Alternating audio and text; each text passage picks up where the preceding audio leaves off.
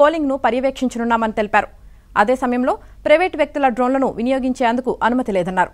Web casting ద్వారా polling సరళి పర్యవేక్షించనున్నారు.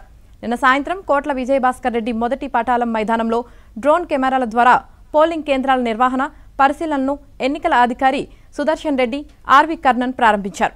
మొత్తంగా జూబ్లీహిల్స్ నియోజకవర్గమంతా నిఘా నీడలో ఉండనుంది.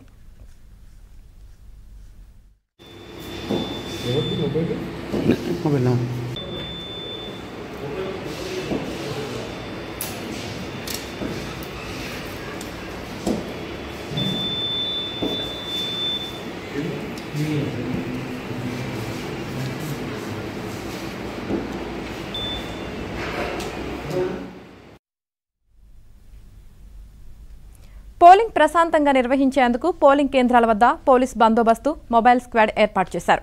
ఈవీఎంలు మొరాయించినా, ఇతర సాంకేతిక సమస్యలు తలెత్తినా పరిష్కరించేందుకు ఈసీఐఎల్కు చెందిన 40 మంది ఇంజనీర్లు అందుబాటులో ఉంటారు. శాంతి భద్రతల లాంటి సమస్యలు తలెత్తితే డైల్ 100-1950కు ఫోన్ చేయాలని అధికారులు సూచించారు.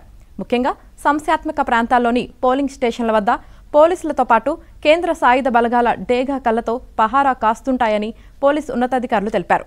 407 పోలింగ్ కేంద్రాల పరిసరాలతో పాటు ఇతర ప్రధాన రూట్లలో కలిపి సుమారు 800 వరకు సీసీటీవీ కెమెరాలను కమాండ్ కంట్రోల్కు అనుసంధానం చేసినట్లు పేర్కొన్నారు.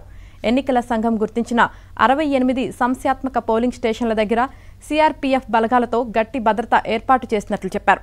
పోలింగ్ నేపథ్యంలో నేడు నియోజకవర్గ పరిధిలోని ప్రభుత్వ కార్యాలయాలకు సెలవు ప్రకటించారు. జూబ్లీహిల్స్లో ఓటు హక్కు ఉన్న వారికి సెలవు ఇవ్వాలని ప్రైవేట్ సంస్థలకు జిల్లా ఎన్నికల అధికారి సూచించారు. 2023 ఎన్నికల్లో ఈ నియోజకవర్గంలో 47.58% పోలింగ్ నమోదు కాగా ఈసారి ఎంత శాతం ఉంటుందన్నది ఆసక్తికరంగా మారింది.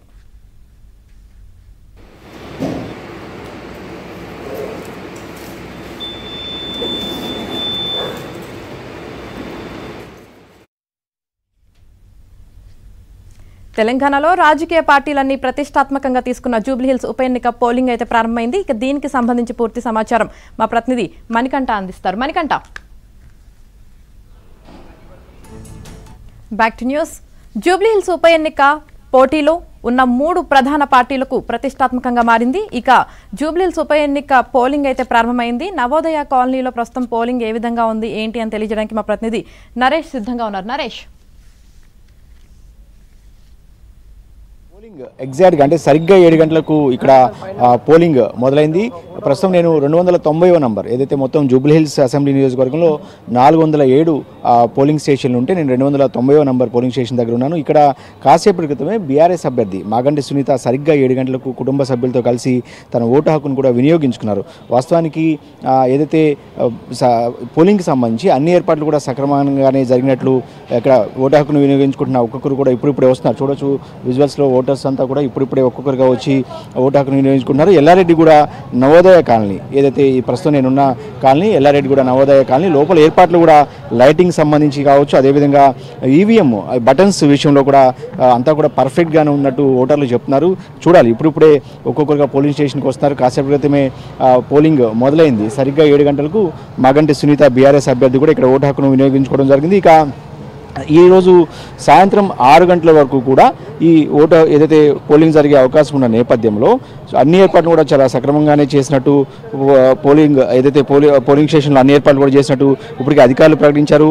అదేవిధంగా మొత్తం 20% ఈవీఎంలు కూడా ఎక్కువ అదనంగా ఉంచున్నారు. కొన్ని చోట్ల ఈవీఎంలు మొరాయించే అవకాశం ఉంటుంది. ప్రతిసారి కూడా మనం ఎన్నికల్లో చూస్తూ ఉంటాం. పోలింగ్ మొదలైనప్పటికీ కూడా కొన్ని చోట్ల ఈవీఎంలు మొరాయించిన నేపథ్యంలో కాస్త ఆలస్యంగా కూడా పోలింగ్ జరుగుతూ ఉంటుంది.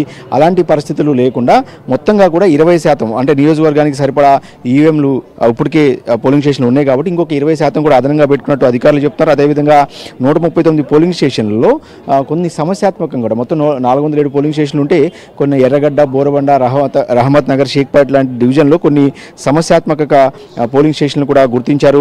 వాటిలో కూడా ప్రత్యేక నిఘాను ఏర్పాటు చేశారు. అదేవిధంగా 2400 మంది పోలీసులు ఈ పోలింగ్ కోసం ఉపయోగిస్తున్నట్టు చెప్తున్నారు. అదేవిధంగా కేంద్ర బలగాలను కూడా 1600 మంది అంటే